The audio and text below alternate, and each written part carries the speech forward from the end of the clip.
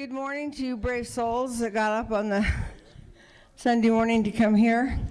We usually basically have the people on Sunday morning who have stayed in the hotel. There's, with the best of intentions, a lot of people don't drive back for this, but it's always a fun meeting to have.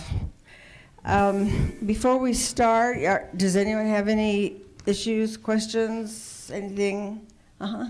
The Deviltree doesn't have a shuttle driver right now, so if you got to get to the airport, you probably want to make arrangements for a little extra time for planning. So they'll call you a cab. It won't cost you anything, but they don't have anybody to drive their. Yeah, it's the first time I've ever seen that happen. But yeah, they're going to call the cabs and pay for them. So just make those arrangements with the front desk and plenty of time to get there when you need to. Anything else? Yeah, I'm wondering if this would be a good time to have a round of applause for you for putting this together. Yes, sir!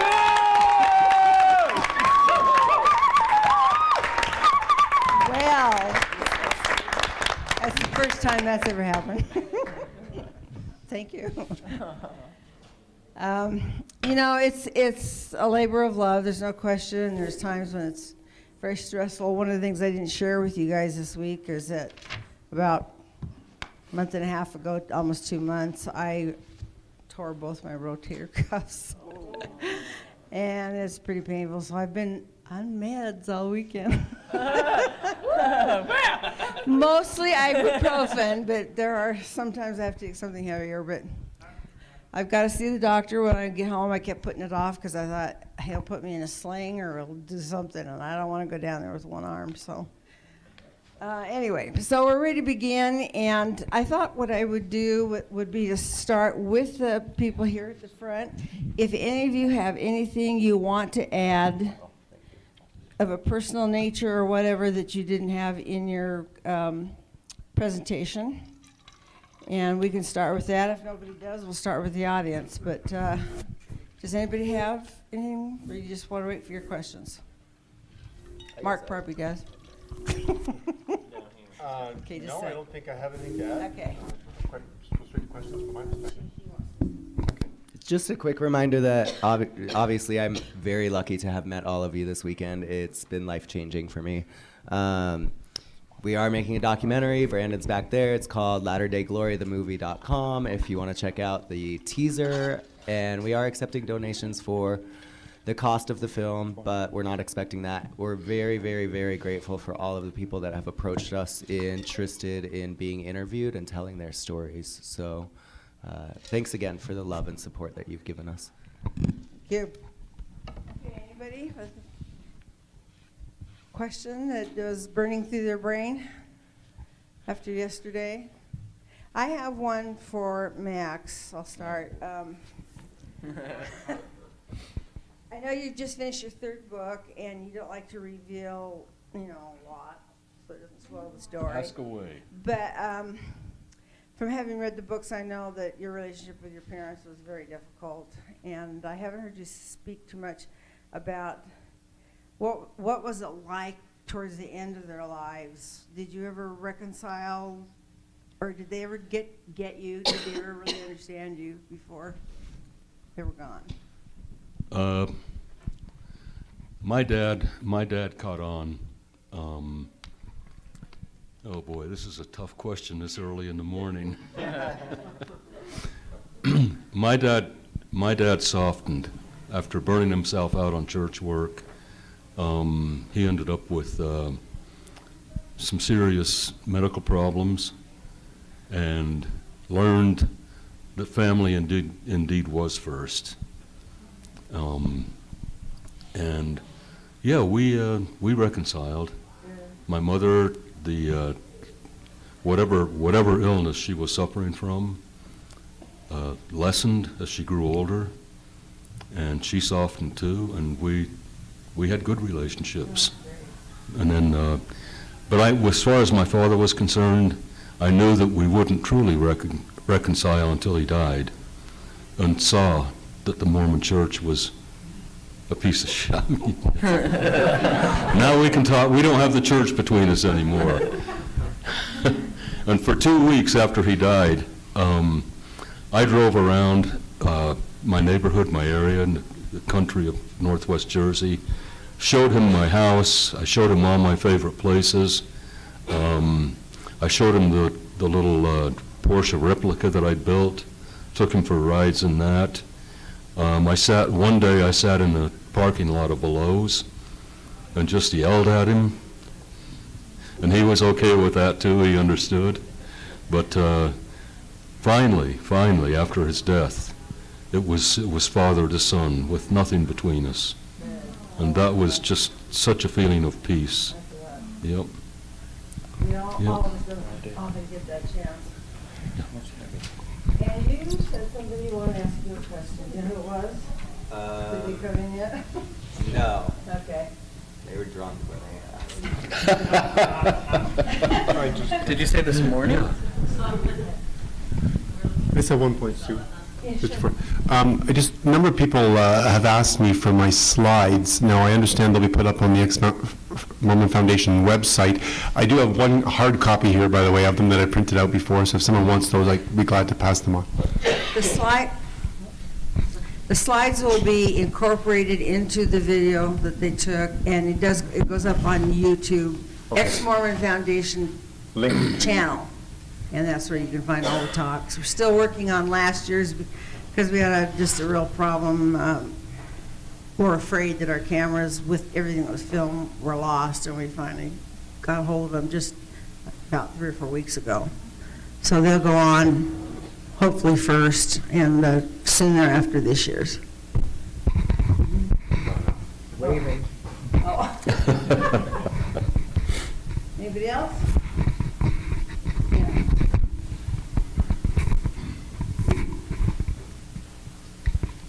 I hope we ask other people questions too, but I have one for Max also.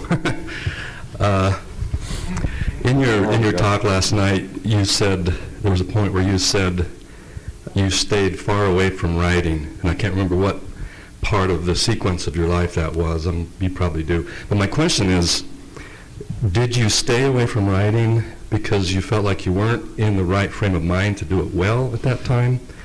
Or was it a kind of self-punishment, if you understand what I mean? That was during my reinstatement period, and I guess for years after that, that I felt writing somehow had been responsible for my excommunication. Writing made me a bad boy, and I wanted to live as a Mormon again after I was rebaptized.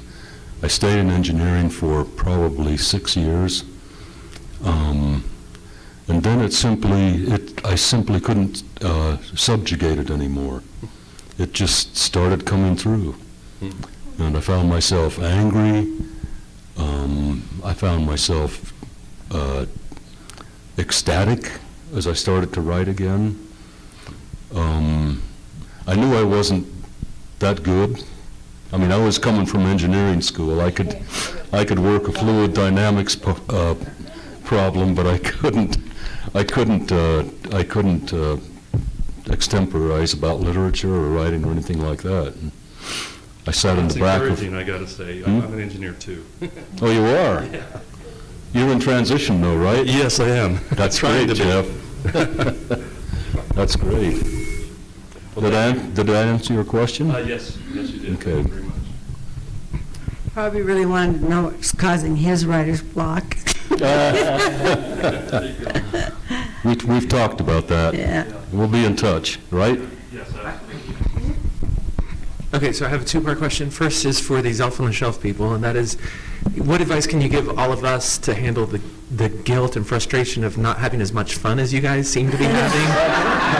and then for Jeremy, if you can talk a little bit about maybe some of the thought that went into how you did your excommunication and what you learned from it, and if there's anything you would have done differently or any advice you would give to other people who may see that as a pattern for something that they want to follow.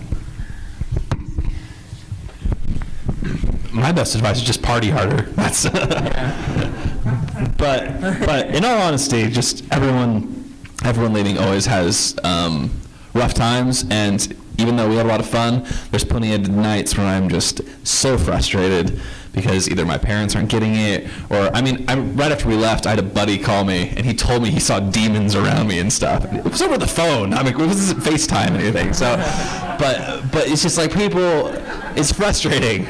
So, we definitely have a good time, but you get what you want to out of life, and we're just trying to focus on the good. So focus on the good when you can, and when there's a shitty day, just drink. I'm just kidding. That's probably a bad idea.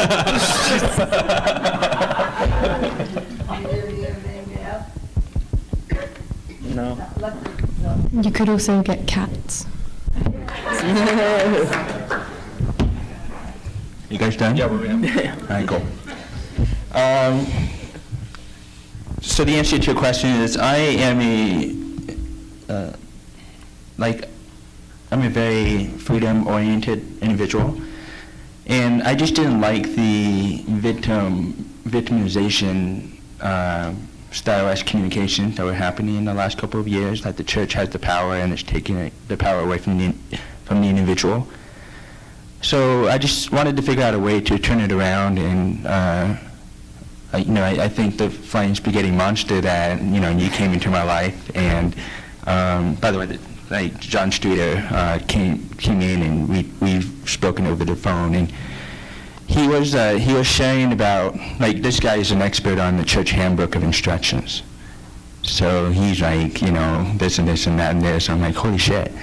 And so he basically did an inception and planted this idea in my head that I could resign during the court. And I thought that was a pretty cool idea. And so we talked some more about it, and I talked with other people to see if it was actually feasible, and went into the legal stuff in terms of, can they still excommunicate me even though I submit my resignation during the court. So after just going through all the details, I decided I'm just going to go for that. And it was basically my nuclear option that I put in the back of my notebook, just to kind of gauge and feel how it was going, to see maybe if the state president would change his mind, actually be honest and follow his integrity. But it became very obvious in that court that was not going to happen. They were going to excommunicate my ass. And so, that room was cold as ice. And so yeah, when it became obvious that they're just going to go after me, I said what I needed to say, and I just pulled out my resignation letter and handed it over to him. So my advice to people that are facing similar situations, similar kangaroo courts, you have the power. You can resign. And John wrote an excellent article on his website on this topic. The genius behind this strategy is what excommunications are really about is discrediting you. It's ruining your reputation to the Mormon community. This is why the church they have this official policy that it's a private matter. What they want is members to run away with their imaginations as to why you were excommunicated, or it was adultery, or you know what I mean? They just run with their imagination. So the genius behind this strategy is you're going in and you're recording it. You're getting the reasons why they're coming after you. And then you can say what you need to say and walk out. And you have a powerful recording that defends your reputation and your integrity and your character. So it's genius. I highly recommend that. I mean, I didn't invent this. I just like, this is cool. I'm going with it. So I highly recommend that you guys do that, because it turns the tables around on the church. It takes away their power to basically ruin your life. So, does that answer your question? I'd like to add to that in the first few years when we finally started getting, the momentum of a lot of people leaving, the advice that I was given and many others was just don't get to the court process. And I think that's why the resignations started happening so quickly. As for me, I know that I didn't want my children that were still in the church to have that one more black mark against me and against the family or whatever. But when you resign, it just takes their power away, and I know there's personal reasons why some people don't, but it's just the whole thing is the power to run your frickin' life all the time, even though you want to go, you know? Yeah, I just want to add to that. Imagine thousands and thousands of people doing this. It will just make excommunication, ridiculous. Like you're reframing, like you're on a mass scale, you are reframing excommunication as a ridiculous, asinine, retarded process, and that truly takes a great deal of power away from the church. Like, it's extremely powerful. People don't realize that this is like something that if it's utilized on a mass scale, the church will have no weapon against people that question and doubt, and we can really liberate a lot of people by doing that. I just want to. Go ahead, Tia. If you need any ideas, just wait for the Zelf article, 5 creative stunts to pull at your disciplinary court.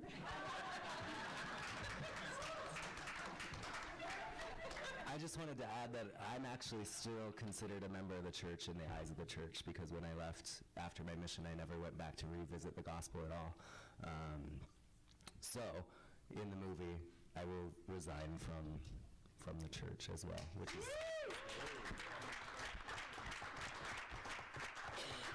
Is anyone unclear about the legal part of what the church can and cannot do to you when you resign, or as you're contemplating it? If there is anybody, there's been a court case, which was several years ago now, that once you put that letter in the mail or hand deliver it, they have no power.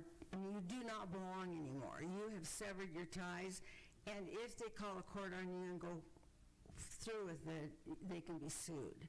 And they do know that, of course. They keep up on that stuff.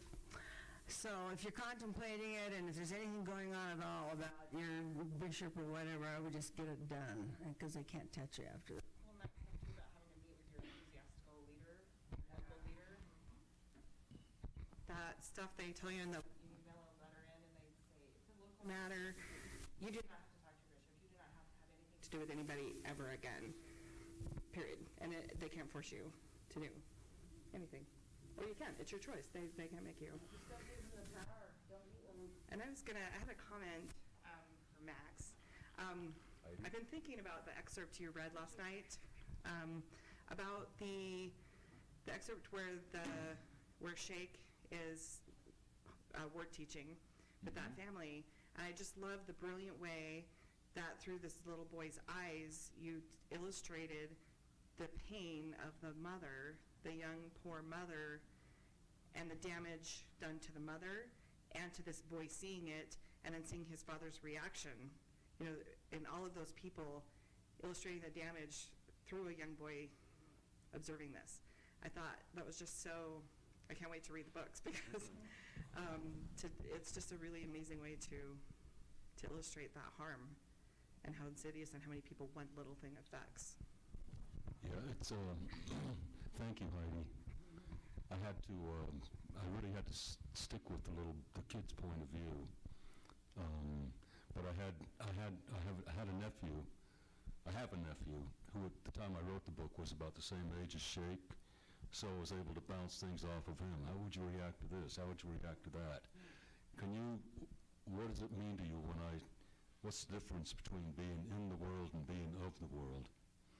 And he had a great answer for that. It was something about being on a bus as a driver or a passenger. I forget exactly what it was, but it's like, thank you, and it went into the book.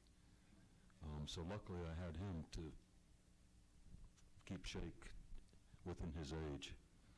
There were things about his parents, my parents, that I understand now and can empathize with, but he had no basis for understanding that. And so I had to simply see those people through his eyes as people that were terrifying, as people that he wanted to be loved by, without saying, yeah, his mother's schizophrenic or bipolar. But thanks. I'm glad the point of view worked for you. And bless your heart for wanting to read. I hope you enjoy.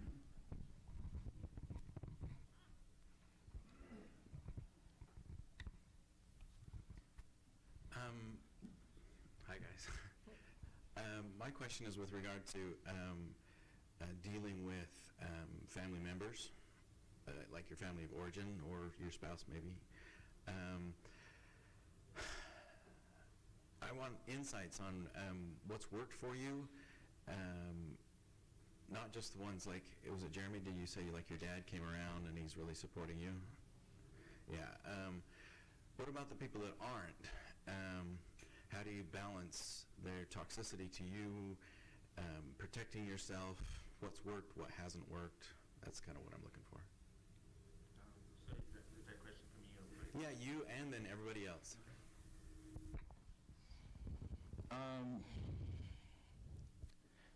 So I'm a big fan of the Socrates method.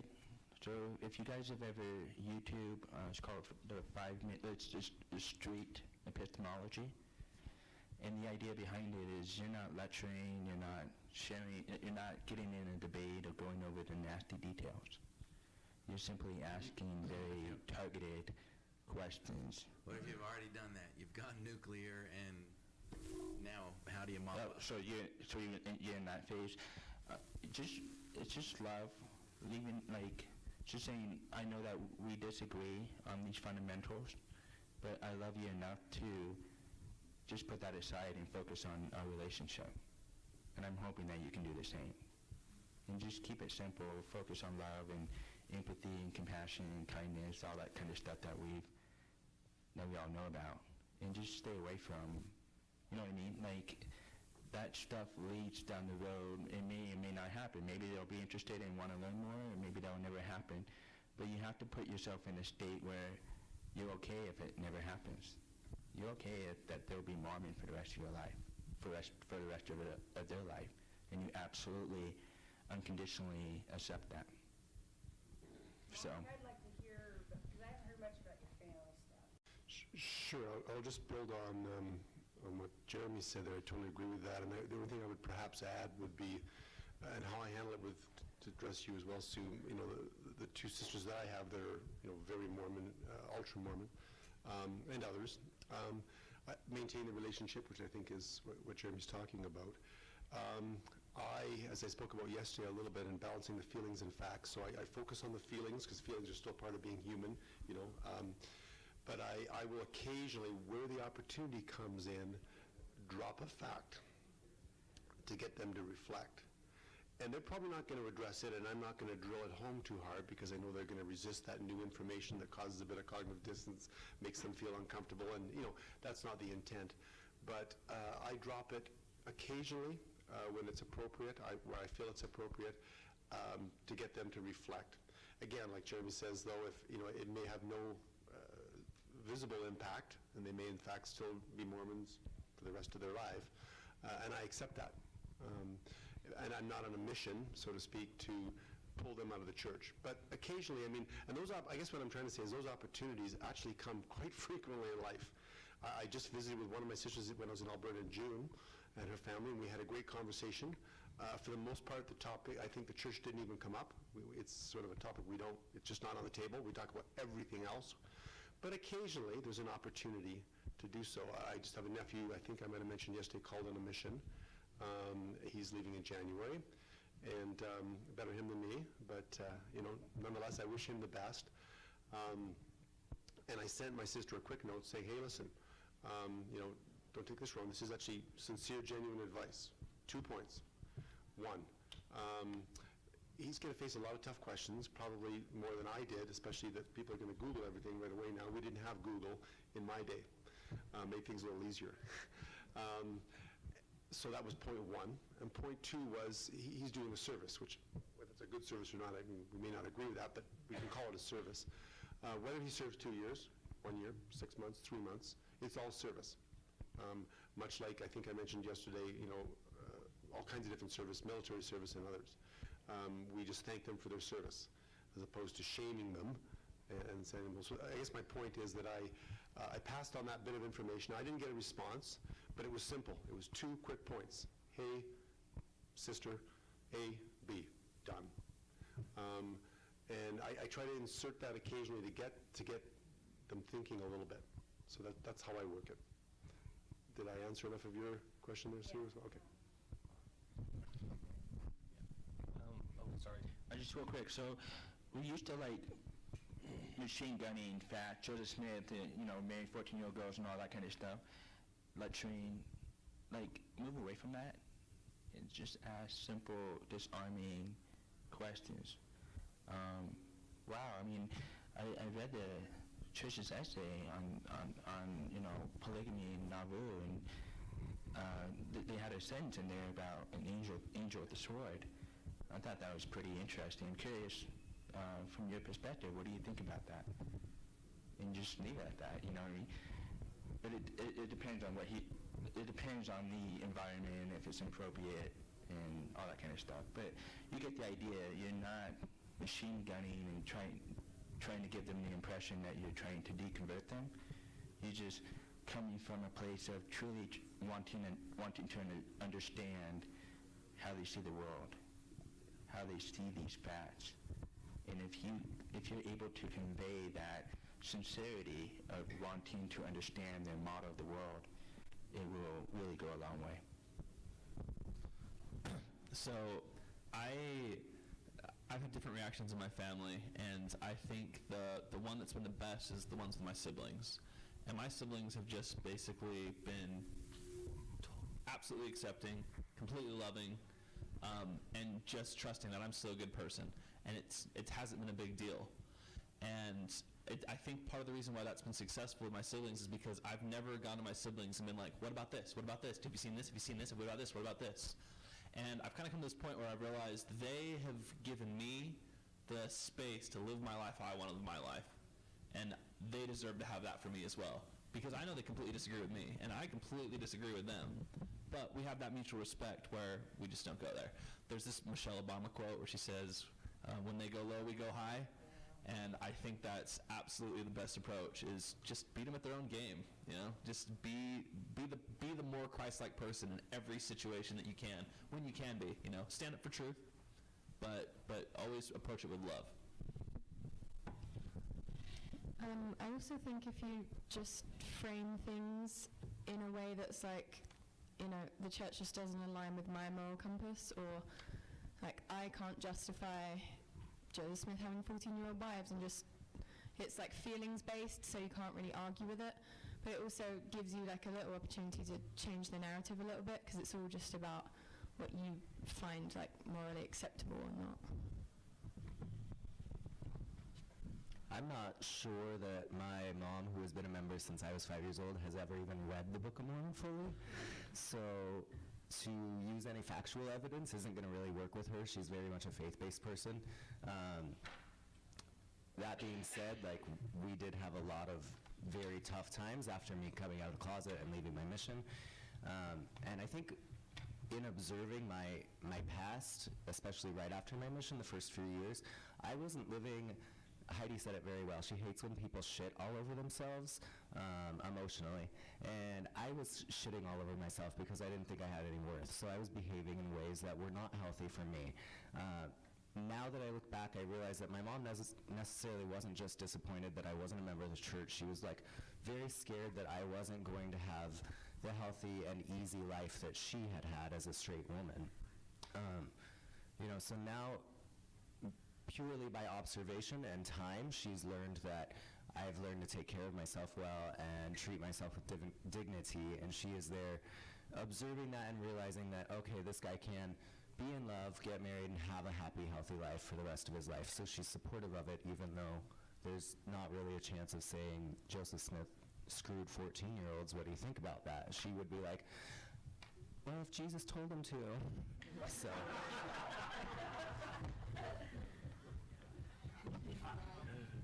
Come on. it's funny how normally, people in the world, they'll say, the devil made me do it. It's only Mormons who say, Jesus made me do it.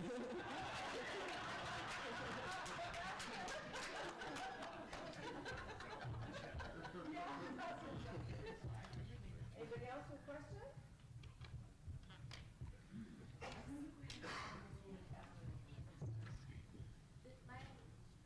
Hello? Can you hear me? Sorry. Mine is for Mark. It's a little bit specific, so sorry if it seems a little individual, but it's on the same vein. I find when we're dealing with Jared's family, who is the family that is Mormon, and just so in case anyone knows, I've never been Mormon myself. But it seems like a technique. I'm not sure if it's a technique or if it's just kind of a mechanism that they use as a family or if it is from the church. But something they do that really tips me over, and I kind of have to end the conversation unless I want to get really mean, which is what I don't want to do, is they'll say something along the lines of, it sounds like you're accusing us of being intolerant, but it feels like that's what you're doing. And then what I need to be able to convey to them is that they're really skirting our question for them and making us defend ourselves. And it makes us feel like we're digging our heels in, and it has nothing to do with us. Mormonism doesn't have anything to do with us. All we're talking about is the way that we are being treated. It doesn't matter if they're Mormon. It doesn't matter if, they're an exclusive country club or they're a soccer team or they're a school. But I'm wondering if you have any sort of unpacking techniques for something that is really communication-based, like it is, something. Another example specifically was around, I can't remember what Trevor said, but he used the very same technique, but a very different context. And so it's, I don't even know if it is passive-aggressive or if it is like a protective piece on their part, but we don't want to go into that defensive mode of ourselves. So I'm just wondering if there's anything very specifically you can suggest. Sure. My thoughts are, we're talking feelings and facts, and the balance of the two are just involved in everything we do in life, really. And when we make decisions, we use a combination of head and heart, which really are feelings and facts. So conversations are going to have a combination of those in them, and what I would suggest, if it works, is that you sort of, you mentioned unpack and, sort of separating, is what I'll often say is, okay, if you want to talk about feelings, let's do that, and we'll keep facts out of it for now. I think an important part of feelings is mutual respect, and this needs to be, a cordial conversation. So let's respect each other's feelings, or if you want to talk facts, we can have that. But I think the ground rule there is mutual respect again. But it's that facts, as I think I mentioned yesterday, they can stand up to any level of scrutiny. So we can't jump back to feelings, testimonies, or anything else, because we're talking facts here. Just one thing that comes to mind. Now, they're very likely going to want to talk, feelings, but then you've got that ground rule either way, is what I'm saying. Okay, and the other thing too that you can work in there is, I think, is the reality piece. Okay, I mean, feelings are wonderful, and don't get me wrong, I'm not saying that feelings aren't real, they are, but, feelings can skirt around all kinds of facts. So at some point, what I guess I'm saying is you can separate those conversations, but you may want to move over to have that factual conversation if they're willing to do it, if that's where you're sort of want to move things. But sometimes, I think it's just it's simply you have to just respect each other's viewpoints. My mother, when she resigned a few weeks ago, she was quite concerned about the pushback she might get from the members of the family that are ultra-Mormon, two of my siblings in particular. And being a public affairs guy, I offered to be her spokesperson. I typed up her letter. I even put in the letter that my mom really didn't want to discuss it, and if the bishop wished to have any questions, he was to call me, and yet she did. I was quite surprised, and I was quite blunt with him as to why she was resigning.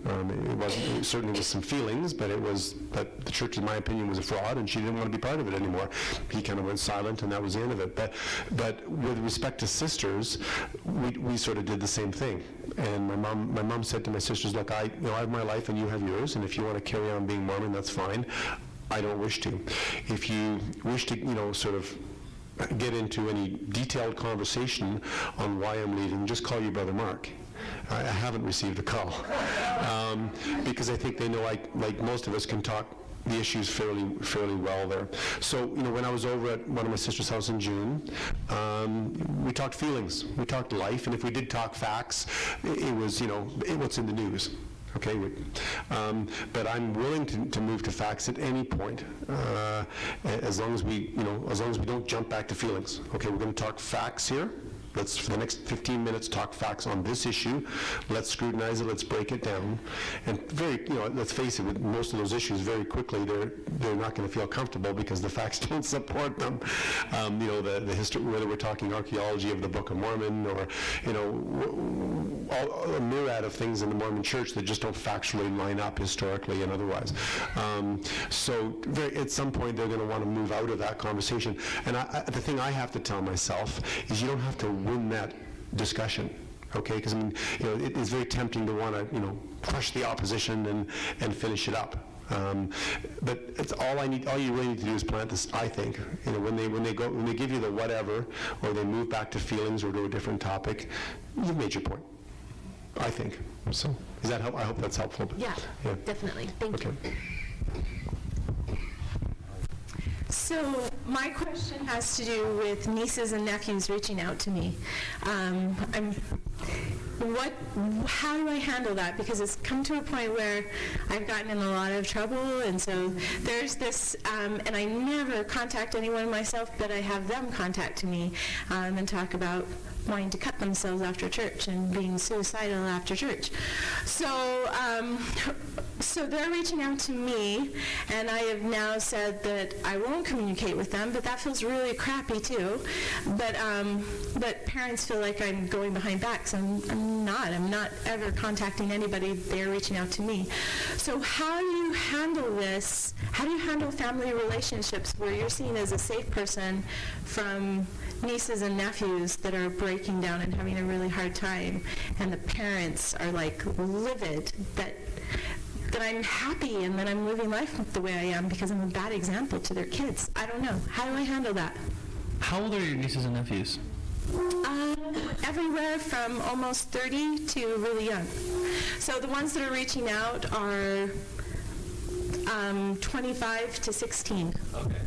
So I have an aunt who left the church just decades ago, and she's kind of been ostracized by the rest of my mom's family, and she's the only relative that I think me and Samantha both feel comfortable hanging out with, and she is great, and that is a lifesaver for us.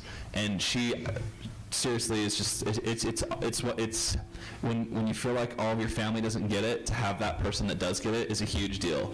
I think she's gotten crap from my mom. I think my mom's kind of been upset that we go see her and that she's to open and talks with us, and I think that the rest of the family probably feel the same way. And so I don't want to pretend to know what your situation is, but if you can be there for them, it's a huge deal for them, and it's a huge deal for me. So I recommend being there for them. Yeah, you're going to obviously get drama from some of your family members because you're there as a support system, but it's beneficial to those people very much. So when I was about 23, I had worked in Seattle. My mom called me and asked me to move to St. George, Utah. I was already way out of the church at that point, but she told me my little sister was cutting herself. And I really didn't know in depth what that meant and how severe that was. And it wasn't until about a month ago when Brandon and I went to Seattle when I was visiting my family that my sister overheard Brandon interviewing me for our little teaser video. And Brandon was like, do you know anybody that has attempted or committed suicide because of being LGBT and having grown up Mormon? And I was like, I don't. And my sister, who was in the living room with my niece, literally just went, does it count if I cut myself? And I was like, I forgot that was something that she'd suffered with because she never really communicated with me about that. So even though I wasn't fully aware of how much I was helping by just being present and moving, I did move to St. George for a year and stayed with my family. I kind of lived in a tent in the backyard. It really helped her out to have her big brother that had always been there as a kid. I moved out before she had graduated high school. So I left her side as a little kid, but I was always doing her hair and makeup, and I was always that brother that, like, shocking, isn't it? It's my career. Anyway, to be there for support for them, no matter everybody else's point of view, is a great thing. And last night I talked to a couple people individually. I had gone to a therapist for a period of time that, I don't even know how to express this necessarily. Like, I was expressing to her my sadness for disappointing everybody around me. And for those of you that feel like you're disappointing your family, it's a heavy, heavy feeling, obviously. Well, she made me recognize that it didn't necessarily matter whether or not I was disappointing them, because for the first time in my life, I was actually truly standing up for myself. And so if you continue to do that and stand up for your nieces and nephews, they're going to recognize eventually that even though they're disappointing their parents or your sisters or brothers, that they're doing something genuinely for who they are and what they need.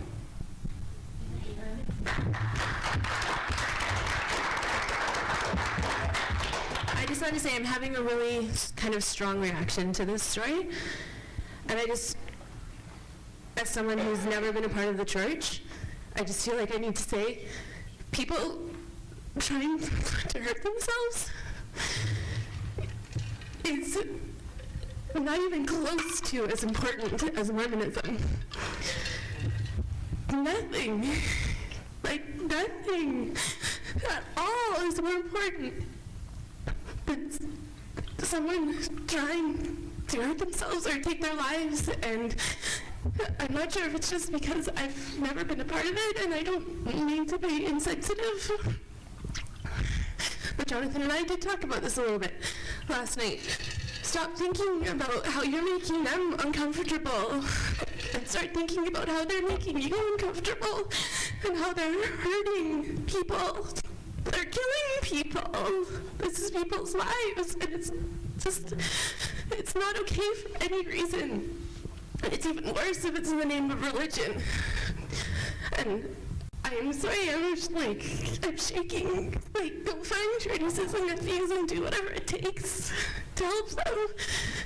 And if someone doesn't come around eventually and isn't disappointed and you like can't stop being disappointed in you for that, it doesn't matter. It doesn't matter if you're helping someone, because nothing should matter more than helping someone, if they're in your family or not, but they need you. And I don't mean to be bossy, but holy cow. Please run and help them as soon as you can.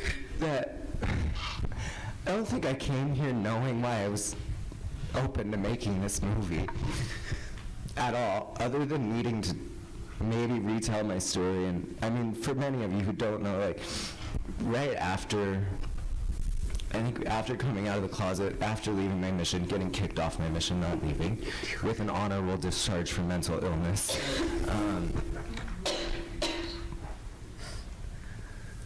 I didn't realize at all that I was going to be able to share my message and it would affect other people. I just needed to give it to myself and tell my story, because I've been digging it so deep for so many years.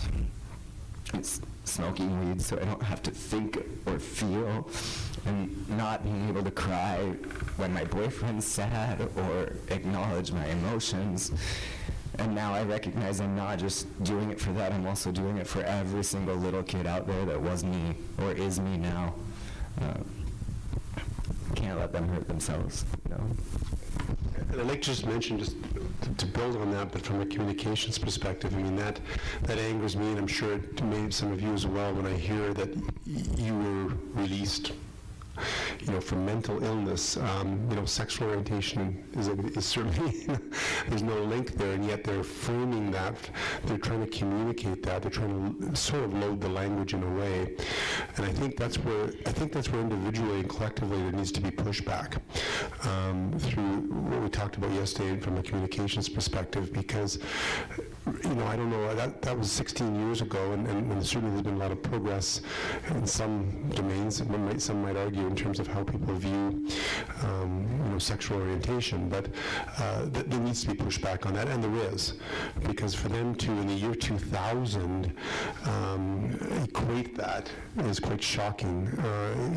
Maybe not so much in 1700, but it wouldn't be as shocking. But I think it's really important that there's pushback, like I mentioned yesterday about the word apostate, and how I pushed back on that and pointed out that there's not a lot of converts nowadays in North America, but nonetheless, the converts that they do have were members of other religions, and therefore they had apostatized from wherever they were to become Mormons. And the individual I was talking to didn't really like that, but I think they saw it in a bit of a different viewpoint. And I think we really need to push back on anyone, the Mormon Church or anyone else for that matter, that's trying to equate,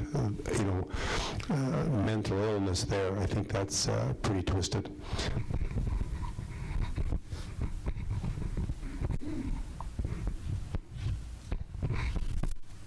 So, given the field I'm going into as therapist in training, the very first thing we do is safety. People have to be safe, and your relatives are not safe. And they need to be safe. And it doesn't matter if it even destroys relationship with the siblings, but they're hurting, and people cut because they're in so much pain, and they don't know what to do when it relieves the pain. Most of them are not intending to kill themselves, but sometimes they kill themselves on accident. So, the kids where I work, 80% of them have had multiple suicide attempts, and some of them cut themselves just to relieve pain, to the point that they go too deep. They nick an artery, they bleed out. It happens. It's dangerous, and like she said, they're killing people, they're hurting people, and Mormons can't see it. You can see it. They aren't even going to see that their kids are really, really in danger, and their kids are scared to tell them they feel like cutting themselves, but they're telling you because they need help. And the Mormons have their tribe, they have what they need that these kids don't. That's why they're telling you, and it's serious. So number one, always, everybody. What do you say to the parents when they're furious that you're getting in the way? They can be furious. You don't actually have to talk to them. What is the conversation? How do you frame that when you're talking to the parents and saying, because I can give you a little. I'm not going to say from my words, but I remember my psychologist, who was not Mormon at all, expressing to me that the best way to explain to my mom the challenges that I had was to use the metaphor of my brother, who was in the military and serving a tour of duty in Afghanistan. And she was like, it's equally as dangerous for him as it is for you.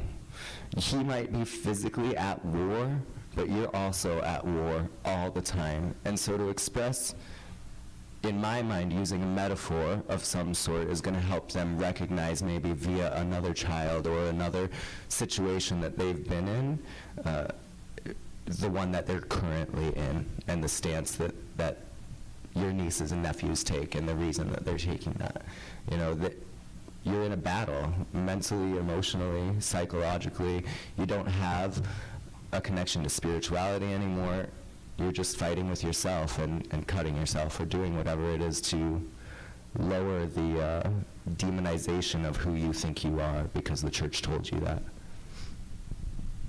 I think that they're reaching out to you is important and saying, hey, this is just the relationship I have.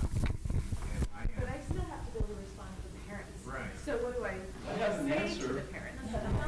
I've faced this recently. If you don't mind,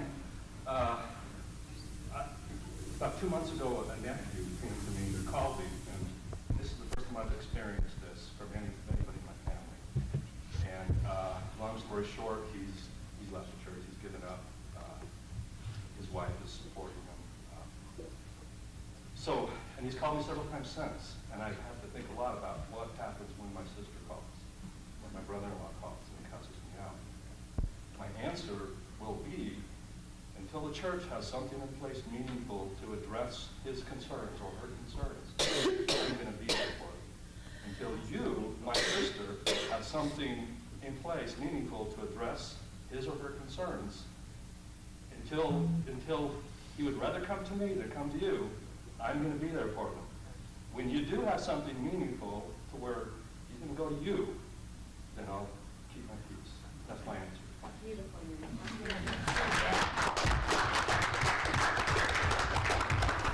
Since we are filming this, if you'll give me time to get if you're responding to someone else, to get the mic to you, so you respond to your original question. Sue, can I just say one? I want to say something.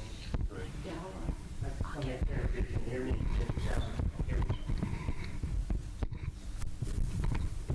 Perhaps you can. Is it working? Oh, I can't tell. That's funny. It's my hearing aid, sorry. Perhaps you can even be more basic than that and say to this, whoever's calling you and saying, hey, what the hell do you think you're doing talking to my son or whatever, you could put it as basic as, look, when someone seeks my help, I'm going to respond. I'm coming from a place of love. Enough for this, Dad. And it hasn't gone well, but yeah, but it is what it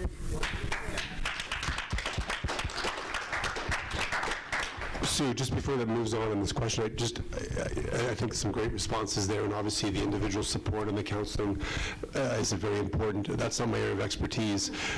More broadly, from a communications perspective, I think this type of thing needs to continue to be exposed through media or otherwise, because let's face it, I think Mormons and the rest of the world, the majority of that are not Mormon, really don't have much of an idea. They read about it occasionally, but there's no depth.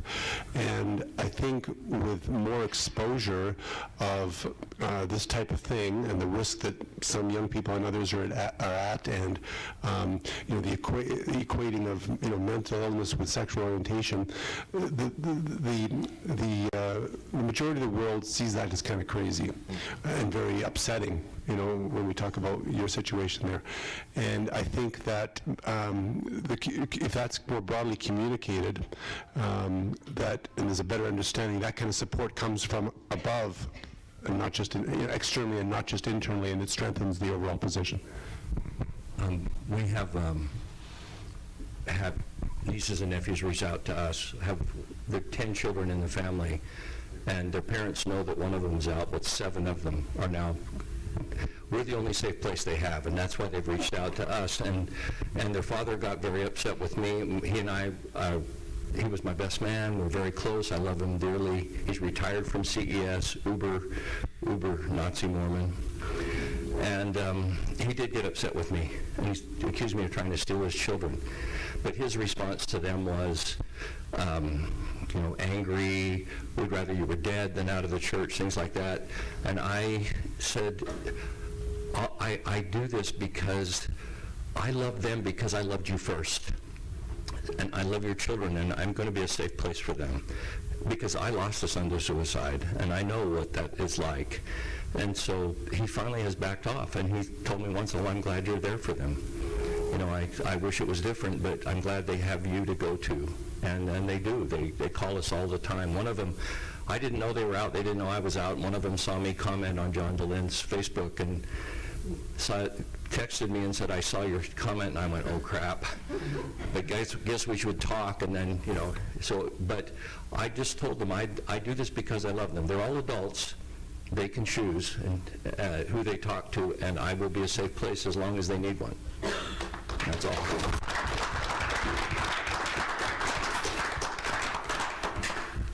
I think it's time we get out of the defensive position, and it's like we can't fight back, or something. And you can say something like, I understand where you're coming from, but that's your problem, not mine. And leave it with them, and not own that, and not get defensive. But I have a question for Mark. In a month, one of the most horrendous policies the church has ever made came out. The November policy is what we call it around here in Salt Lake. And it was found and put out there by John DeLynne. And then Elder Christofferson came on and tried to do reparative therapy, I guess, for everything, and used the word policy 9 times in his video. And then, a month later, Elder Nielsen said something about it being the mind of the Lord and the will of the Lord. And then now the latest thing is, people have talked with Elder Holland, and when they do the reprinting of the Bishop's Handbook, it's going to be gone. And do you know how that angers me? Because this last year, the suicides that have resulted because of that policy, what is this PR run amok? What is going on? Well, I mean, yeah, I was horrified last year, 11 months ago, when I heard of that, like everybody else. With respect to the PR, the communications management of it, I think they've, I've given them a mixed mark on that, and not judgmental, but in just terms of the professional communications perspective. But they're dealing with extremely difficult issues, and certainly they've flipped. If they're flip-flopping on that policy, which I think you're suggesting, I hadn't heard that. But if they are in fact going to pull it back, I think that would be wonderful. Yeah. Now, how are they going to do that? Now, when that came out, it was leaked from someone through John Dehlin, I understand. I don't think that was their intention. I think they were planning on doing what I referred to in one of my slides covered as sort of a soft blend. In other words, a change and then sort of, it's always been like that, and slowly change the supporting material and church handbooks and otherwise to go there, and then they were sort of taken back. And then I think they really tried to tidy up the issue, and which is not uncommon in communications, and that's why you saw President Nielsen coming out, probably leaning a little far forward to suggest that it in fact was the word of the Lord. And right. Now, the problem with that, of course, I think, is that now that makes that firms up their position, makes it sort of a revelation in their view, and that makes it a little tougher to come back from. But, I mean, good communications people will work that. It's just a little more difficult because everything's documented nowadays. Everything's out there, so that, it can be called back. The bottom line is this: communications is there to support operations, so to speak, and if in fact they're going to pull that back, great. I've predicted for a long time, as have others, that there will be a revelation, coming in the next 5-10 years or so, where all will be accepted. I'm talking primarily from a sexual orientation perspective, because I think public opinion and just if you look at the polls and public opinion within the millennials, I think it'll force it, which is what surprised me 11 months ago, because I thought we were going in a soft blend or transition towards that, and then suddenly they came out with that ruling. But they may realize that was a mistake. They'll never admit it, probably, and then softly transition back from a communications perspective, and it'll cause them all kinds of grief, because there's all kinds of things on the record, including the statement from President Nielsen last January, I think, that they'll have to work around and maneuver around. The reality, of course, though, is they'll just resort to, support the prophets, don't ask tough questions. These are the answers you'll have after this life, the usual answers that answer any question. So bottom line, though, is this: communications, it's my passion, but really it's secondary. Who cares about the communications if they actually pull the policy back? Bonus. Right? So, just as example, my mom is a believer that exists because of confusion in the household from the children, which is what she's been taught, right? And I feel like very recently I gave her first aha moment when I said, well, you know that I'm going to get married to Kai, my partner. She's ecstatic about it. And I said, we want to have kids. She's ecstatic about it. And I said, well, what if my kid wants to go to church with you? I'm going to allow that because I love my mom, and I know that she would be ecstatic to have her grandchild go to church on occasion. I was like, well, what if my 14-year-old daughter wants to get baptized and has been going to church with you and enjoys the gospel and decides, and I give her her free will as my child to do so, not that I would support it necessarily, my child wouldn't be able to get baptized and go to church with you regularly and feel like a normal member. And that was the first time that she was like, oh, that doesn't feel good to me. So. Hey, any new subject? Anybody want to Sorry to go twice, but Mark I'm interested, because we think of the church and the big PR machine that they have now and everything. When you look at church history, like, what sort of rating do you give Joseph Smith as a PR communicator, handling all the controversies? Like, when you look back on what he did and how that worked, like, how do you see it from a PR communication perspective? Well, that's an interesting question. I've never really thought about PR in terms of Joseph Smith. I don't think it was as big an issue back then because I think information traveled much more slowly. So you could say something crazy and it wouldn't be all over the world in a matter of minutes, like it will be today. So those kind of things, sort of would seep out slowly, and you'd have all kinds of opportunity to deny that, unless you actually had witnesses, and even then, maybe the witnesses were delusional, who knows, right? So, I mean, I'm certainly not an expert on Joseph Smith. From what I do know in my readings and studies and, observations is he was certainly charismatic. He was certainly very influential. But like many, what I refer to as, mild cult or other cult-ish leaders, he had other desires, sexual and monetary and perhaps others as well. But I just don't think he had to manage the issues in the same way that are necessary today. And I think in recent decades, the church has been, sort of taken back by the pushback they have gotten, and they've had to develop a PR machine, quite a powerful one, quite a good one. And when I say good, not that I'm saying that what they're putting out is good, but their management of issues, when you look at what they're managing, is it's quite remarkable. It's why I wanted to pop by. I mean, I a little bit in awe sometimes at some of the issues they deal with, right? But to answer your question from a PR perspective, dealing with a much smaller world. Like today, things just wouldn't happen like that today. You send missionaries over to England to bring people back, and you tell them that there is no polygamy, even though they've heard rumors, and they really have no way of substantiating it, and they don't find that out till they're over in Utah, and they haven't got any money or ability to get back to England, and so guess what? They join and away they go. That wouldn't happen today. With the internet and all in the information age, so it's two completely different eras. I think, when I go back in my PR days, in my early days very early days was just either pre-internet or on the edge of the internet,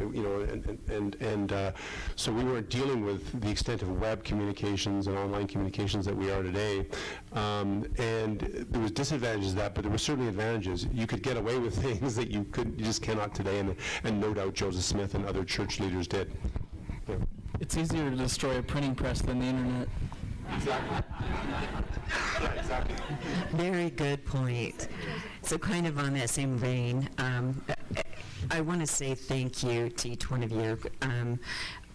One of my key takeaways from this conference is that each of you has come to this group and shared your gifts and talents with us, whether it's this amazing sense of humor and videography and amazing topics that you YouTube, to insights and really thought-provoking questions.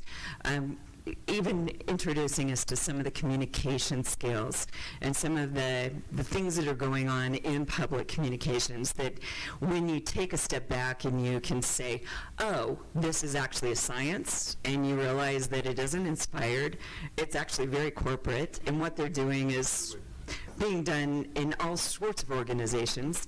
You can kind of take some of the emotion out of it, and to share painful stories and being able to share that perspective of looking back and being able to take those lessons from it, and just helping us understand other perspectives and appreciating and loving each other for just who we are. I just want to say thank you. What do you see over the course of the next year? What are some of the things that you predict in the future that we'll be discussing this time next year with each other? My whole life is going to change. Very much so. Just everyone, I would love to hear from each one of you, actually. What do you think? Prophesy, is that what it is? Yes. Or forecast. I'm going to need 10% of your income. For you, I would give it. I'll do it for 8. Yeah, when I decide to do something, generally speaking, when I decide to do anything, whether it's career, love, everything I do, I don't really use logic. I just come up with weird ideas and jump off a cliff head first and hope that, I don't even hope, I know that I have to swim because I don't give myself a choice. Either I'm going to fail completely, which I don't allow myself to do, or swim hard and succeed at it. So I think this time next year, because it's my first time meeting every single one of you, I'm going to have a new family of people that I understand and love and receive love from, which is amazing, and hopefully stand up here next year in support of these people and maybe speak and tell my story again or something like that. My whole life is changing, that's for sure. I guess I second everything that Jonathan said. Practically speaking, can you hear me? Okay, I can't hear. Practically speaking, I will have book 3 out. Practically speaking, I will have the 3rd book of the 4-book series out. It will be called Instrument of the Lord. It's a story of Sheikh on his mission and going through the story I told you yesterday. So. With respect to, I think part of your question was where do you see the church going in the next 5-10 years, or issues surrounding it. We've had some interesting discussions this weekend on this. I think there's going to be a continuation of certainly a large number of resignations. We don't know that number. We can only estimate it because the church doesn't release it, which from a communications perspective is probably smart on their part, because I'm pretty sure it's a large number. So that's going to continue to dig into the church revenues and church numbers and support for sure. But the church was, sorry? Do you know Mark Nagel? I've heard the name. He's a lawyer in Salt Lake. Oh, yes. He's the one that helps, yes. He posts his numbers all the time, and they're mind-boggling. Good, okay. Well, yeah, they're high. I know we're in the tens and tens of thousands. Yeah, I know it's a lot. I see the church was able to, because of Brigham Young and the Westward Trek, was able to get decades and decades of building themselves strength-wise, numbers-wise, that just wouldn't happen today. But that's history. So they've got a very strong established base, and they're worth billions and billions. And as I've said to a few people over the weekend, for that kind of money, you can buy a lot of truth. Not a lot of reality, but you can buy a lot of truth. And you can buy an awesome communications machine. You can put huge amounts of money into web and online communications, which they do. And so for that reason, I see the church around for quite a long time. However, with communications and everything online nowadays, it's going to be countered, and I think their narrative is going to have to change significantly. I think over the next few years they are going to have to back off on a number of things, and if they don't pull, for example, the fiasco gay policy from last November, they'll just stop talking about it. Because another way, sometimes organizations, they don't necessarily cancel or hold a news conference or put out a press or news release and cancel something. They just sort of tuck it away and don't talk about it anymore. That way they don't have to announce it, but they don't get they get far less bad publicity. And I think you'll see a lot. I think that's what you're going to see, not only with that issue, but with a number of other controversial issues. I'm noticing that the conversation is changing. More and more people are talking about doubts, especially in the church. There's more acceptance of the facts. Yes, Joseph Smith used a rock and a hat to translate the Book of Mormon. Like it's no longer an anti-Mormon lie, it's a fact. So that's a really fascinating thing that's going on. Another thing I'm noticing is in the apologetic world, you have guys like Patrick Mason saying, like, he's acknowledging the facts, and he's, like, we're moving away from a fair Mormon, McDonald-style apologetics to a Richard Bushman, the dominant narrative. It's not true. It can't be sustained. We have to reconstruct the narrative. So that conversation is very fascinating. So combine this with the emergency of all these suicides happening, all these PR disasters. I just see this big train wreck coming within 5 years. I mean, I just don't see this circus being sustainable. I just see this cloud just, so. I may be the oddball here, but I think this year we're finally going to get all that archaeological evidence we've been hearing so much about. Maybe some DNA evidence. I really think so. On a serious note, I was talking about this last night. I think this will be the year that we discover whether Elder David A. Bednar is secretly a lizard person in disguise or a robot in disguise.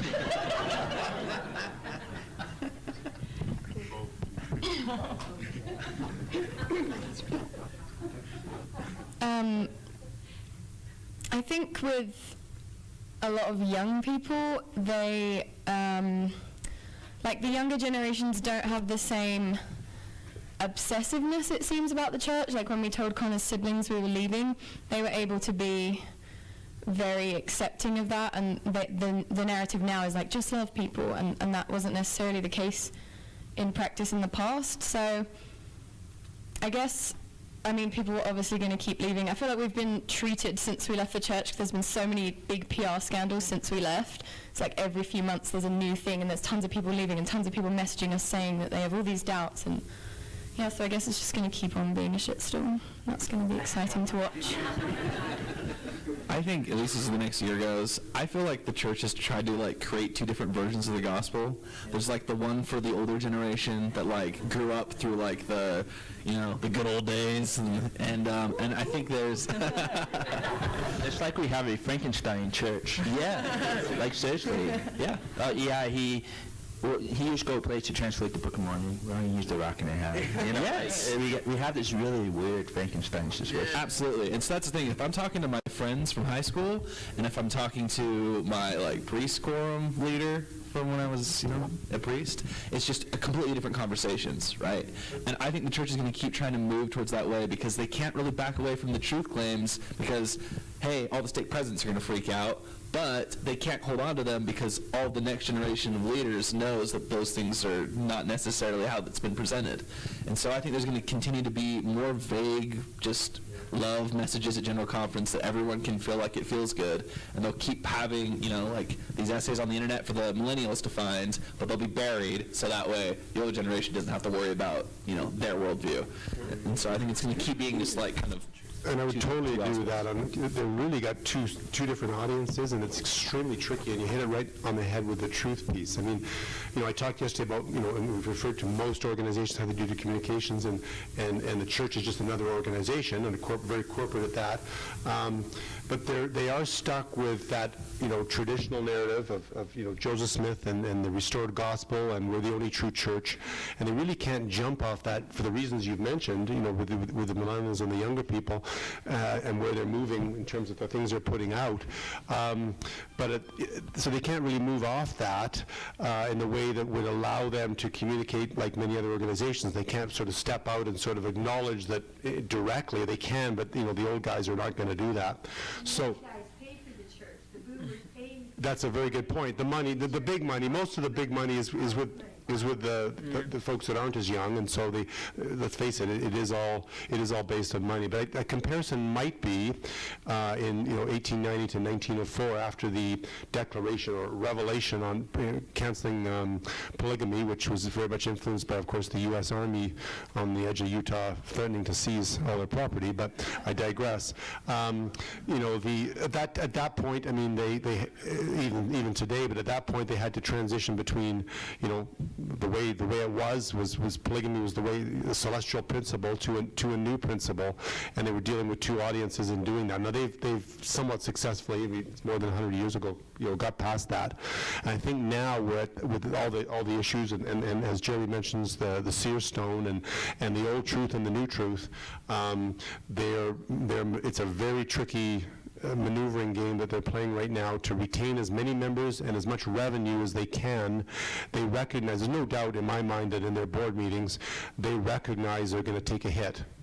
They're just trying to minimize that hit through good management, well, relatively speaking, and good communications.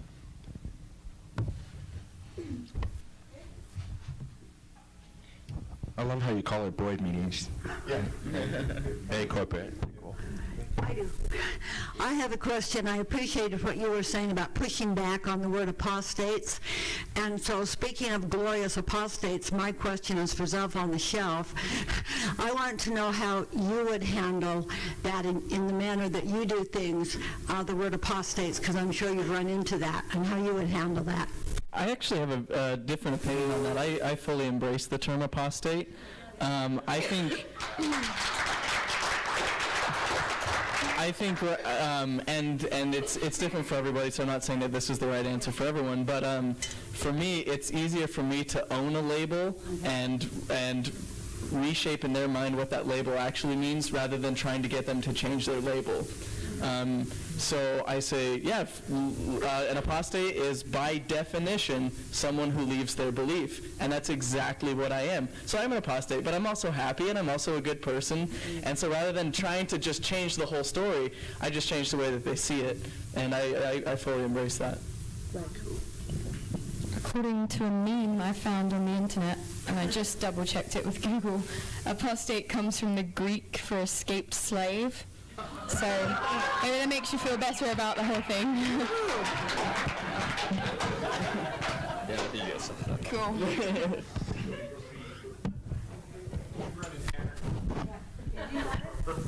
Hey, just real quick, with the Game of Thrones, for those of you that watch it, what's his name? Is it Tywin?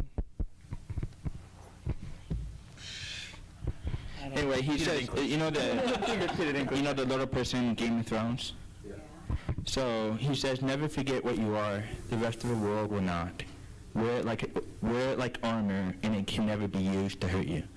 So if you embrace like you're an apostate, and to you, being apostate means you're a truth seeker, and if you frame it that way, and just own it, they can't hurt you. I mean, the reason why they're big on that word is they're trying to hurt you and intimidate you, and if you take that away, they don't have that weapon. And I wouldn't disagree with that if that's what the ex-Mormon community feels is important.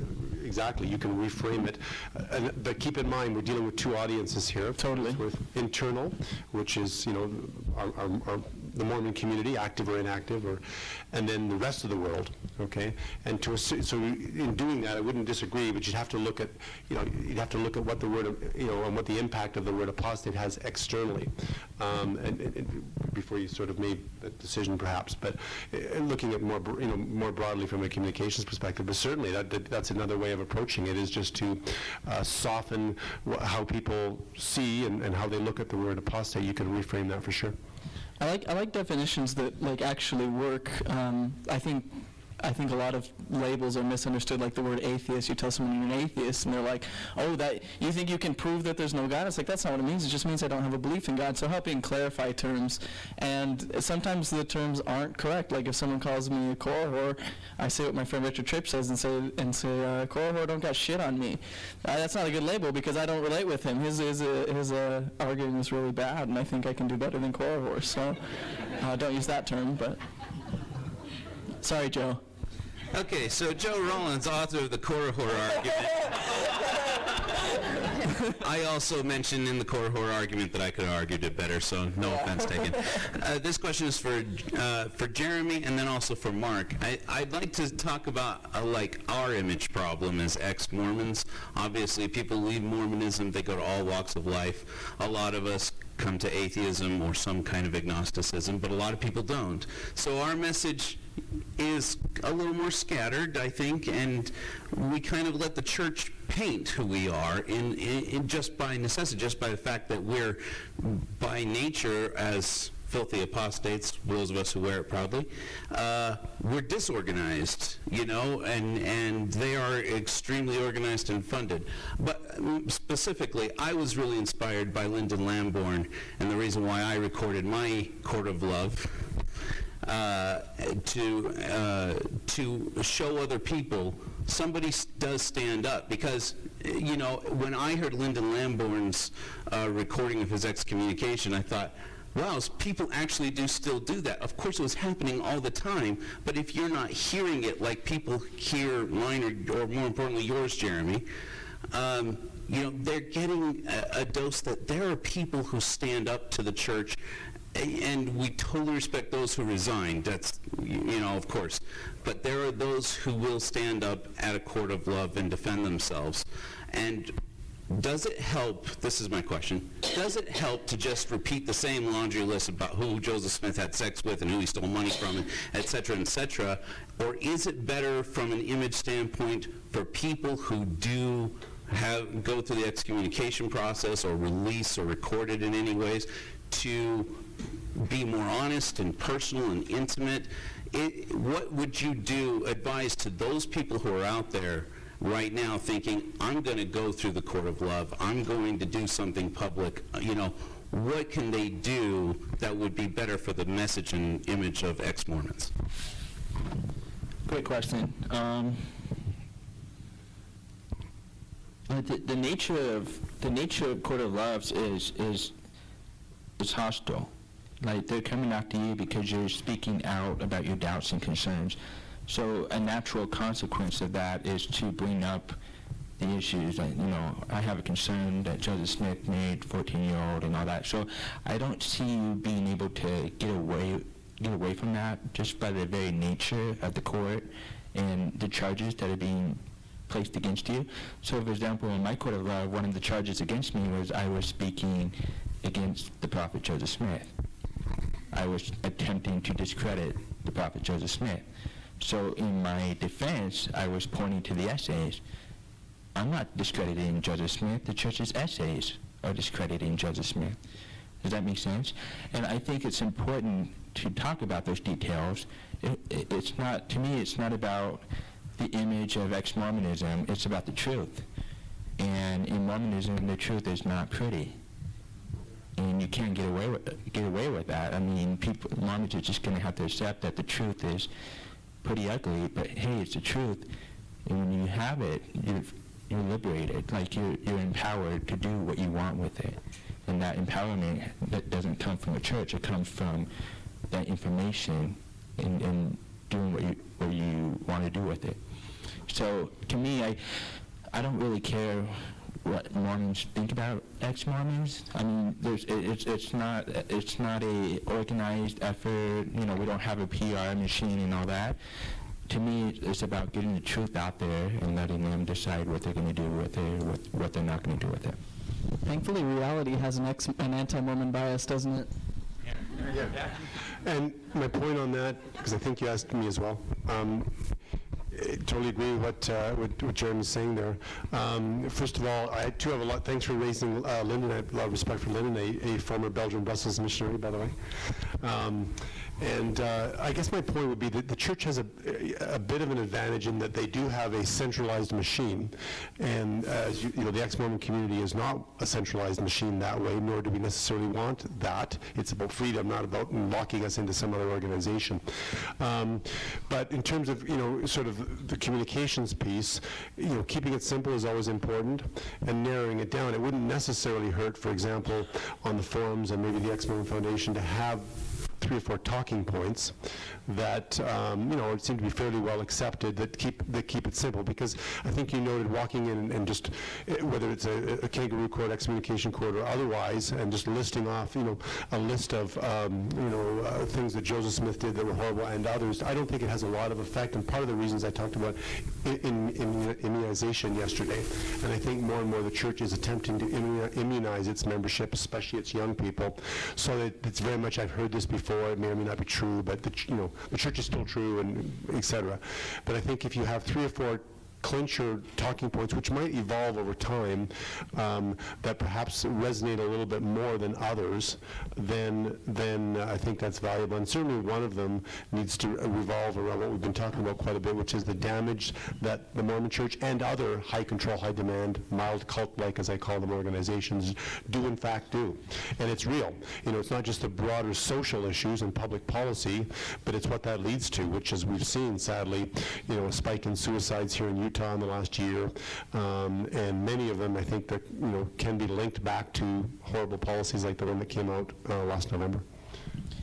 Yeah, to further answer your question, I want to testify that I know that social media is true. And so the power of social media to me is more powerful than a centralized PR machine in most cases. I mean, there's exceptions, of course.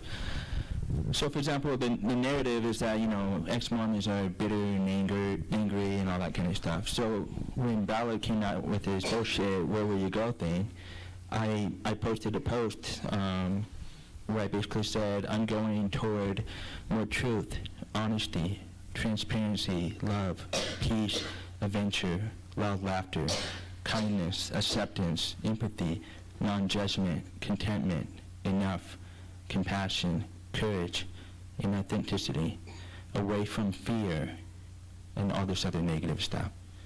So that positive spin is countering that negative perception that that the church is trying to paint on it. And this is just social media. I mean, this was shared, and when you share it, all your friends see it, and then, you know what I mean? Like, it has a compounding effect.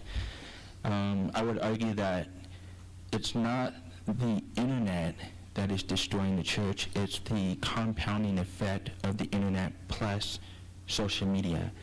So, for example, in 2002, when I came home from a mission, I had to know the right questions to ask, the right questions to put into Yahoo. And, you know what I mean? Now, Mormons, like chaplain Mormons that have no idea, but they happen to be a friend of somebody that liked my post or John Delaney's post or whatever, and they see this thing pop up in their face. I mean, I have one friend from my old ward who was a TBM, and he didn't realize that I left, and he just logged into Facebook one day, and that was the same day that I posted about the church's release on the Book of Abraham essay. And he saw LDS.org, and he thought it was okay, and he and short story is that he's ex-Mormon now. But he had no idea about a Book of Mormon essay, a Book of Abraham essay. He didn't know what to look for. He didn't know the question asked. And social media, which again I testify of, that pie of ignorance, the things that you don't know. Well, Facebook helps that orange become more green. It's a really powerful effect. Okay, in the interest of time, I'll give you and three. I'd like to add to the comments that were made, because this happened pre-internet and I don't know if it's useful anymore. But I need to give you a little content. I was with Mark for 13 years, and in about the 9th year, a bishop had been covering for him. He was singing in the choir, but some general authority called and said, I hear you have somebody in your ward who's, et cetera. And at the time, so Mark said, well, I'm going to go to the excommunication. And I said, well, okay, but I got a hold of the procedures, and I said, I'm going to go there and I will present you. But of course, as they found out that the person that was presenting him was also sleeping with him, they said, wait a minute, we need to call you in this court too. And I mean, they didn't exactly put it that way, but at the time I realized that while I didn't have full belief in the Mormon Church anymore, well, Mark did, I went there still somewhat of a believer in God and the concepts of Spirit of God. And so I did what I think Mark alluded to. I came there, and instead of being on the attack, I acknowledged that they were the shepherds of the flock, that they were doing something that they were compelled to do, but that also that I believe that they understood that if we approached this right, perhaps we can give room in our hearts to listen with the Spirit in mind. And it was like, boom. But what I had done is I had prepared some comments and some clinchers. And what was so interesting is at the end, I think there was one guy who was like a Boyd K. Packer. He was the first counselor, and he was out of there. And about 11 of the others lined up and shook our hands, and some were crying. And one was a judge, and he said, I will never allow. Well, I actually shared the story of a seminary student in class. So this is a long time ago in the 90s, and the seminary teacher was basically condoning comments of, well, you know, very anti-gay comments.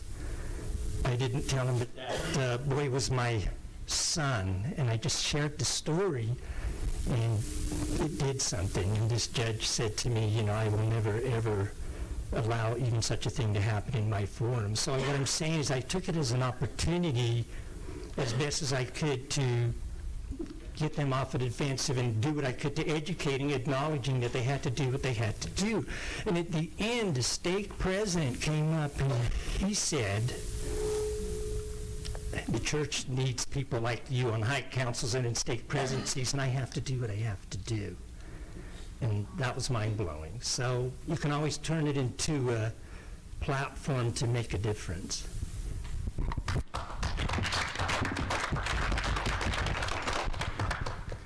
So I just want to second the whole idea of the power of social media. The net kind of has provided information, and so all the stuff about the history is there, but then it also provides a way for us to find each other. And finding each other online is awesome, and there's a lot of support. Others see us finding each other, and others see that there's a movement afoot. Everyone in the church knows someone who has left. It's either in their family or a friend or someone from their home ward or what have you. They know.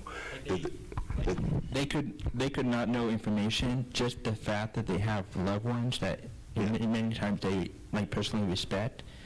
That alone is extremely more powerful than any.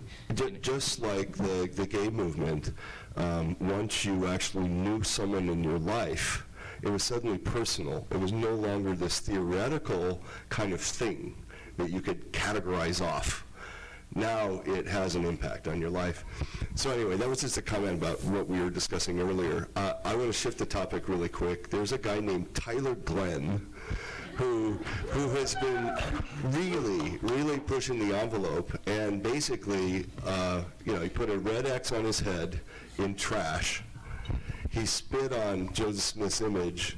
He showed the temple handshakes all in one video in trash, and now he's come out with another one, Shameless, where he basically humps a man who looks like a general authority. His album is coming out October 21st. It's called Excommunication. So my question is, will they or will they not excommunicate Tyler Glenn? And I'd like everyone who wants to answer that answer. Maybe they'll make a video of them humping someone that kind of has the semblance of Tyler Glenn. You never know what they're capable of. The payback. I have a boyfriend, but I'll volunteer to be the humper. We really want Tyler to be in our movie, so if anybody has the ability to contact him, please do. Secondly, speaking to social media, Lloyd, I sent you a Facebook message last night, so that, okay, because I couldn't request your friendship. Oh, well, yeah, I just think that I doubt that they will, because it's going to be just a shitstorm if they do. That'll be in the New York Times. They really want to be in the New York Times again. I mean, come on.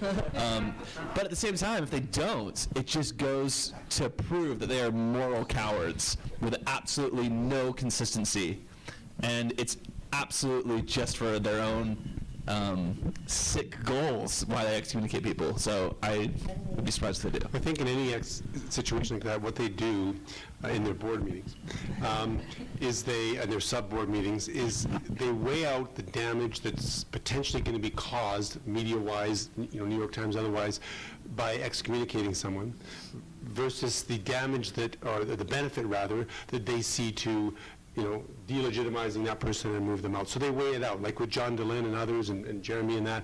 It took a while. I think it didn't just happen overnight. Certainly with John DeLynn, it went on for a long time.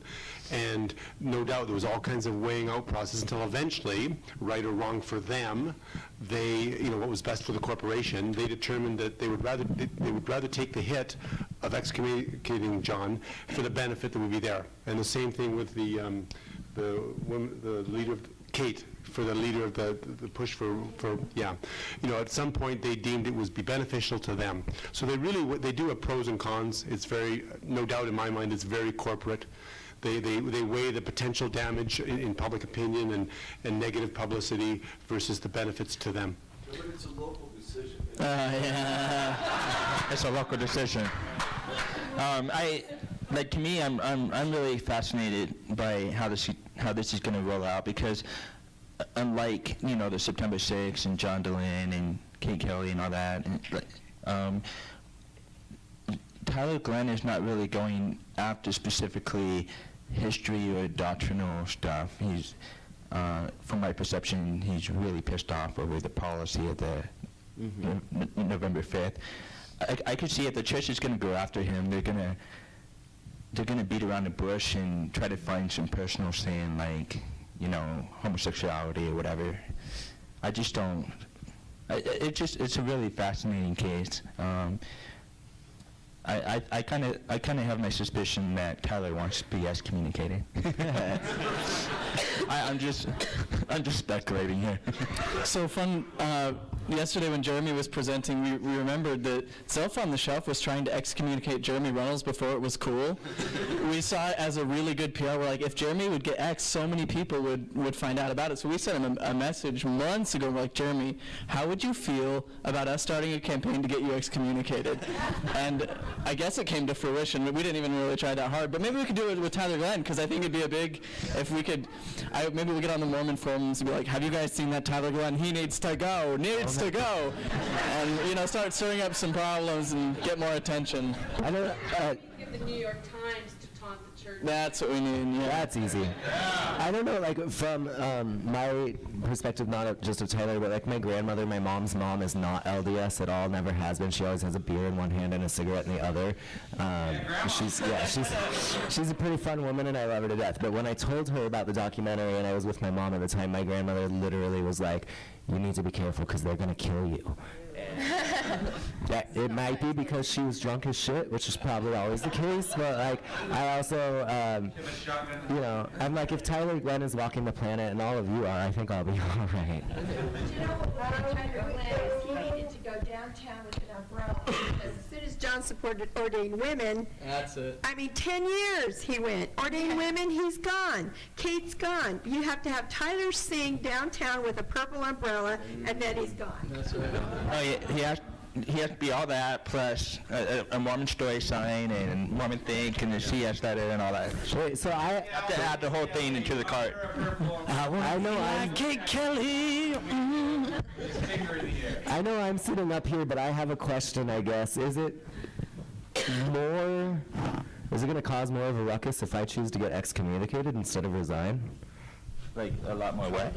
Is it going to cause more of a scene if I choose to go through the process of becoming excommunicated instead of just resigning? I don't know. The way I see it is that it just depends on, if you're worried about how the world perceives you. I mean, if you're excommunicated, it can be kind of a negative thing, especially in the Mormon community. So the way I saw it was, I just didn't want, I wanted to take power in my own hands. I see excommunication being a victimization versus when you resign, it's an empowerment. So it just depends on how you want to. I think it depends too on how you want to be viewed, because internal audience, fair enough. Resignation, excommunication have their meanings. Externally, that there's not as great an understanding, but, I would suggest that that when you're excommunicated, there's that quick question, oh, what did you do wrong? Yeah. The answer is probably nothing. I like penis. Yeah. Okay, so, Did you want to say something? Go ahead. okay, well, quickly, I loved your response to the Where Will We Go, and Tanner's was amazing, so if you haven't read that one, you need to read his as well. 8 years ago, the Republican Party seriously underestimated the power of social media, and the Obama campaign leveraged it all the way to the White House. And yes, I used to work as a photographer for the church, and I was part of the PR machine, and they do have that organized PR machine, and that's their biggest disadvantage, because they don't know where to shoot. If we had one organization, they would just aim at that. Now they've got patriots popping up all over shooting at the redcoats, and they don't know where to shoot. And if we were one organization, they would dehumanize us. We wouldn't be individuals. We would just be a mass, a faceless mass that they're aiming at. Oh, I agree. So that's the power that the ex-Mormon community has, is we are not organized. They can't just go after one, they go after... But all I think I was saying is that you need a centralized message supported by centralized talking points. They can come from all kinds of different directions. Yes, and they continue to give those to us. They just hand them to us, and the things that you write and the things that Jeremy's doing, and the responses every time Fair Mormon goes after Jeremy, they just eat it. So that's I want to thank every one of you, because you guys are kind of our heroes. And when I struggled for 40 years and thought I was the only one in the world that had the doubts I had, when I found them, it was water in the desert. And it's just gotten better and better and better. And I will go wherever I want.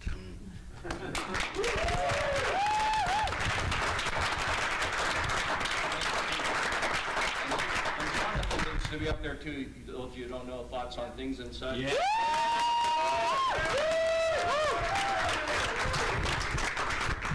I'm going to take editorial privilege here. I've been curious, Max, about one thing with you being here this weekend. You basically, from what I understand, you live your life back east, and you've got your family here that brings the ties, but you don't get here all that often probably, and you were looking forward to this weekend. And I'm sitting here wondering if listening to a lot of trauma, sad stories, but also a lot of good stories, and just the uniqueness of us as a group, does it energize you, or does it depress you to see so many people who've gone through some of the things that you did also?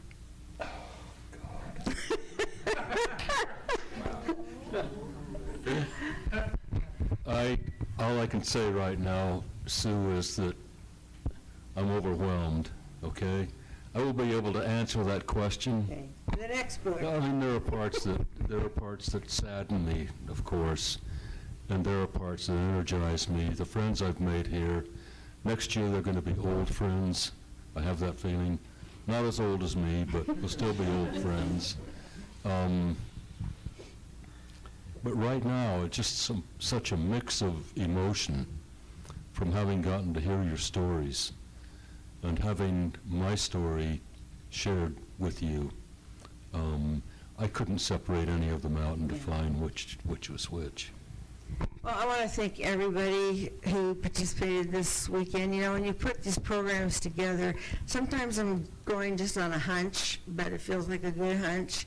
And out of all the years, I think I've done maybe 14 of these now. Out of all those programs, I've told a couple of people, there's only been 2 times when I just went, ooh, I shouldn't have done that, But it didn't ruin the weekend. Everybody just said, well, people, of course, came to me with their thoughts about it. But I do feel that whatever that spirit is out in the world, whatever drives maybe nothing, maybe it's our collective humanness that's talking to each other all the time, which I do believe. But I think that these conferences have in a way been kind of a landing place and a central, if there is one thing the church could go after and they never have tried, but it's these kinds of things that bring people together because there's power in numbers, there really are, and that's why the resignations are, that are happening here. I mean, I've been told, and I know a lot of you have your ear to the grindstone more than I do because I live in Oregon, but the church is in a panic. And, I don't know, I remember for years we would say, okay, this next guy is going to be prophet, is younger, so he's going to be different, things are going to happen, but inevitably by the time they get to be prophet, they're old farts again, but I do think they're going to have to change, and that's all there is to it. And I'm going to end the session now, but you're welcome to stay and talk to them individually. Some people have planes to catch and so forth and so on. So thank you again for your participation.